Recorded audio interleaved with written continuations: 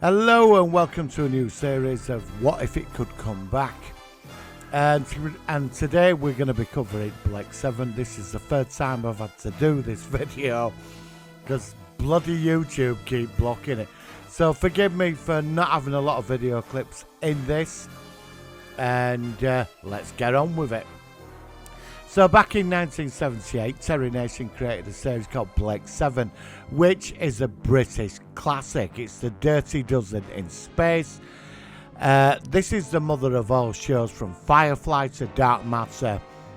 About 7 anti-heroes, a group of anti-heroes fighting the system. Rog Blake is a resistance fighter. He was very political back on Earth, and the administration set him up for crimes he didn't commit. It was quite a nasty one, and shoved him on a prison ship to go to planet Cygnus Alpha. There he met, on the prison ship, he met Avon, Jenna, Villa and Gan. Avon is a ruthless, cold, calculated person, but I do think he does have a conscience. Villa's the cowardly thief, who's a genius really, but pretends he's a bit daft. Gan protected his family, and he murdered somebody, and he got a limiter in his head, and he got sent down. And then you get Callie the telepath, who came in later on, who's from planet Auron. Jenna Stannis, who was a smuggler who got caught smuggling. And basically we get Zen, and then in comes Aurak. So this series, it ran for 4 seasons. It had one of the most controversial endings in British sci-fi. Even I don't know what to make of the ending. Sometimes I get annoyed with it, sometimes I'm blown away with it. But this used to get 10 million viewers a week, did Blake 7. And the final episode, I remember coffee tables got kicked over. Could the man stick it to the system? So, what we're talking about in this episode is, what if Blake 7 could come back today, redone? So let's shoot ahead to 2022. Amazon or Netflix are putting a load of money. They bought the rights for Blake 7. Now, there was going to be Blake's Legacy a few years ago, but Paul Darrow walked from it. Creative differences. Did speak to him about this actually at the Great Show in the Galaxy Convention. It was quite interesting. Spoke to him for about 20 minutes. A real gentleman. That's what I'm going to say. He was an amazing person to talk to. It was a dream come true. So, where do we start with Blake 7 today? Right, we start with a similar story. They all, like in the first episode, you're going to get the backstory. I'd start the first episode deep at the end of the spiral arm where the Federation sort of ends. There's a mining planet or a colony, and it gets attacked by some unknown ship or a couple of ships. They exterminate everything. Bang comes the credits. We shoot to Earth to the domed cities. Then we get the standard story of Avon being caught, Villa. Jenna gets caught smuggling stuff in space, surrounded by a load of Federation fighters. And we jump into the old backstory. I'd like to give Gan a bit more attention because he's protecting his woman, and he kills the Federation guard. And you know, you get to touch on their sort of personal lives. There's a big trial with Blake. The Resistance has been massacred on Earth, and Blake's been brainwashed. And after all this, thrown him to the wolves because they don't want to make a martyr of him, and then they accuse him of crimes he didn't commit, and they send them all off to Cygnus Alpha. It's where Blake meets them all. He tries the revolution on the ship. You've got Reka there again, who's a monster. But many light years away, there's an interstellar battle going on with a more highly advanced race. It's unknown. Now, the Federation have been sending exploratory ships out into this sector of space. Nothing's come back. In this battle fleet is a fleet of Liberators and a prototype DSV ship, a new type of warship. And they're attacking, and the planet gets destroyed. Big explosion knocks the Liberator into like a space warp. it goes flying through a warp and it ends up in our part of the galaxy, in the path of the prison ship London. It's drifting, the crew's ejected from the Liberator, and they decide to board the ship. They can't believe what's in front of them, this technological marvel. So they send some crew aboard. This is after Blake's failed revolution on the ship to capture the prison ship. And they all die. So in the end, it's decided the prisoners go over. They send over Villa, Blake, Jenna, Gan and Avon, and they all go across. And this mind thing, it goes into their heads. You get to see all flashbacks of their lives. But it doesn't affect Blake again like the first episode. Second episode, Blake shoots it. The computer sort of resets itself. And then Rake on the prison ship says, look, they're getting covered over there, because Blake says we're all right.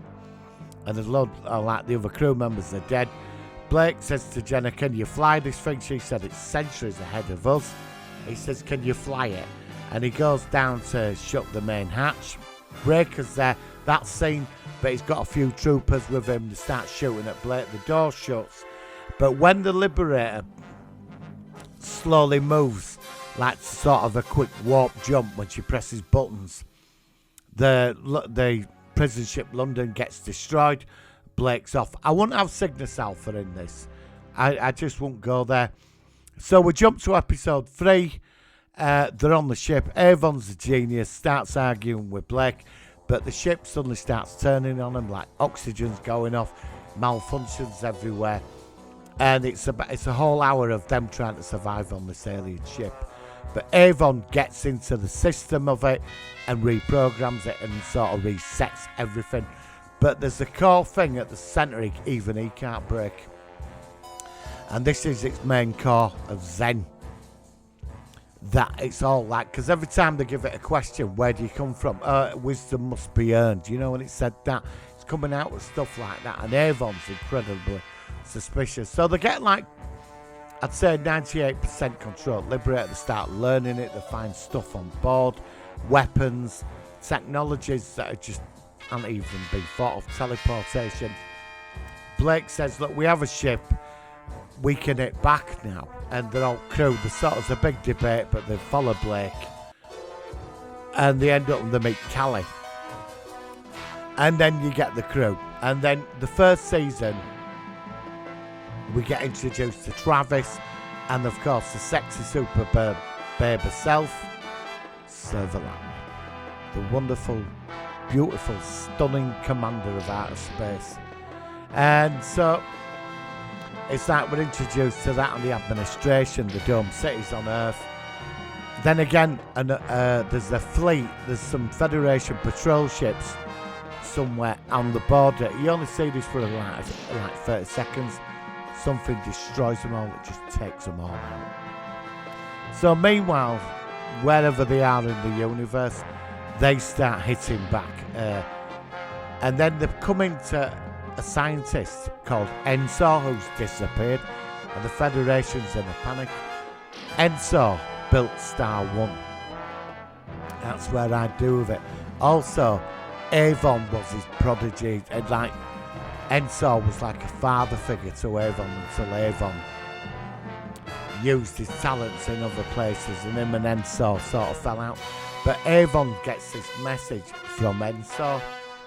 He's created Aurak.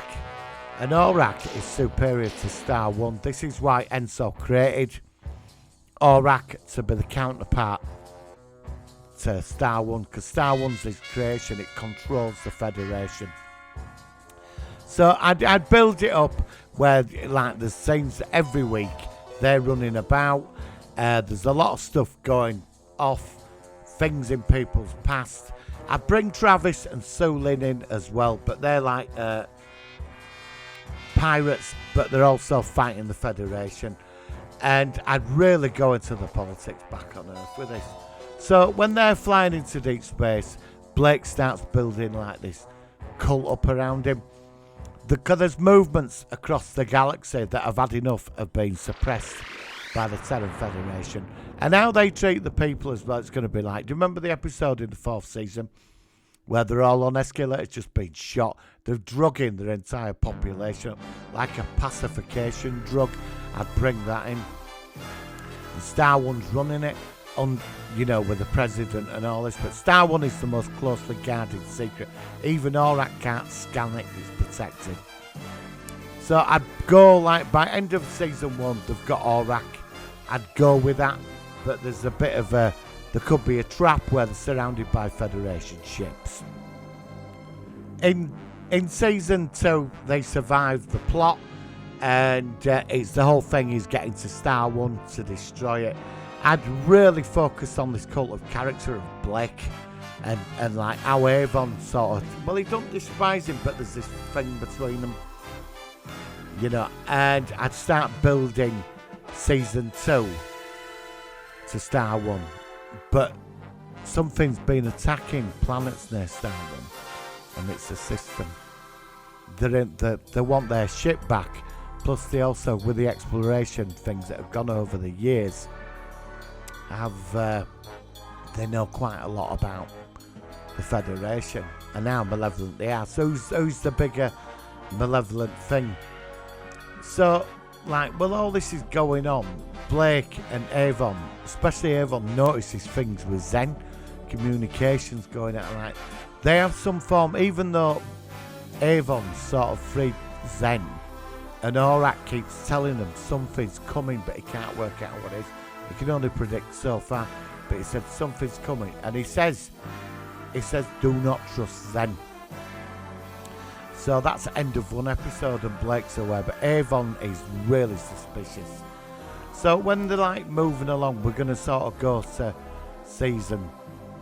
end of season 2. So Blake and that, they get to Star One, there's a massive battle, and Star One gets destroyed at the end of season 2. The Federation goes into chaos, but there's another force moving. So by the end of season 2, in the big thing, Servalan takes over the Federation, but there's a lot of planets now rising up, and then we find out that there was a general who was very honourable, who was a high-ranking officer, a strategic genius within the Federation. He was exiled to a planet with his battalion, and he started to reach out to Blake because he wasn't into massacring. And I bring this character in because he can give Blake the army and he's to oust the Terran Federation. I bring him in because he went to the High Council in season 1. You do see this dude in season 1, and he said, look, Blake's got this super ship, but you want to be more worried where this thing came from, because there's been attacks on like certain worlds and there's no evidence of it. It's just death and destruction, but they don't take any notice of him. So he gets vanquished, and he sort of comes into it, and Blake sort of builds this alliance with him. So with Star One destroyed, Servalan turns the entire Federation into this dictatorship, and she massacres her enemies. Now Travis, I'd have him around for 2 seasons. I'd have Travis around only for 2 seasons. He wants revenge on Blake with his scarred face. I'd make him quite a tortured character as well, but that's all he cares about is revenge, and eventually that will undo him. In this season as well, I'd also bring in a couple of aliens, a couple of weird stories with Liberator being in deep space, and they come across some weird ship. So you put that in as well, because you've got to make it interesting. But then I'd really go for politics with Terran Federation. So as we're approaching end of season 3, some force gets control of the Liberator, and the Liberator gets surrounded. This enemy reveals itself, it's the system, and they get on board the ship. We find out the Liberator is the first class of new warship they created, and that's why they want it back, because the technology. And then Blake meets, they've got slave servants and that. These, like the Elters, is it the Elters and all that? They're very similar, but they're more sadistic. And Blake, like, makes friends with one of the slaves. You could bring one of their people in, actually, as a character. Could be interesting. That could be something that's explored. Because what Blake represents to him is freedom, you know. So I could add him as a new crew member. But it's like they get free and they destroy the other sort of liberator ship, the other DSV. And then they find out that the whole of the system is going to conquer the Terran Federation. And Blake has to lead a rebellion against them to take over the government. And he does with the Worlds and his general. They all sort of like defeat Servalan. And she does the runner with her loyalists. Travis is dead, and Blake becomes the president, and Avon becomes in charge of the Liberator. And then we go into a whole system of like where the war is against the system, and the Federation is in no state to fight it after all the infighting and the other alien incursions. This is where I would take Blake 7, and I think it would work. You know, I mean, after like the original series, there's a whole universe you could work with here, which would just make this absolutely amazing. There's so much to pull. This is one of the best British science fiction series ever made, and this is where I would go with Blake. You could bring it back to the now as Avon. I'd like Mark Sheppard. That's the guy who played the devil in Supernatural. I think he would have made the perfect Avon. I'm still thinking, I would have cast as Blake, but I'd like it'd be good you get this cult of Blake. You remember how Avon always attacked him? That scene where he said, "Show me an idealist and I'll show you a fool." You know, these quotes. I want Avon to be like that, but he never had the edge over Blake. Now Tarrant and Sulin are like appearing in the show as like allies. Also, one of the crew should die. I think they should bring in like one of the slaves who they save when Liberator gets caught by the system, make him a crew member, because it inspires him to like free his own people. But the whole big conflict thing comes to season 5, where it all kicks off. You know, now the Andromedan aliens, them that tried getting in from outside, I think the system got into a war with them. And they could turn up, but the system defeated them. And they're coming like shapeshifters. Remember how they had that device? Well, they come into like survivors of that fleet, of wherever they come from, you know. And are they good or bad? I don't know. They could have their own agenda. But Blake is caught in the middle of all this. But it's about turning the Federation into what it should have been, you know, like a democratic society. Now, I'd finished Blake 7, like, obviously, you're not going to defeat that episode of Season 4. But I'd end Blake 7 on Season 5, being optimistic for the future. I won't give it an happy ending. It's a fresh start. The human race gets another chance. Whether it becomes corrupt in 100 years, I don't know. But this is where I would go with Blake 7. There's so much material out there for this, and I would definitely go down that path. Now, where would Netflix or Amazon, if they paid for this, take it? It'd have to be a reboot. Now we're at a point now. This would have to be a reboot. There's nothing else we can do about that. So, but you got the surviving cast, they could pop up, you know. So I've had to totally change my review on this because it's been blocked. So forgive me without the clips. Hopefully this one will go through. This is what I would do with Blake 7. This is only my opinion. No doubt you've got yours. It'd be interesting to let me know. So please subscribe to the channel and give us a like. So live long and prosper, and I will see you soon.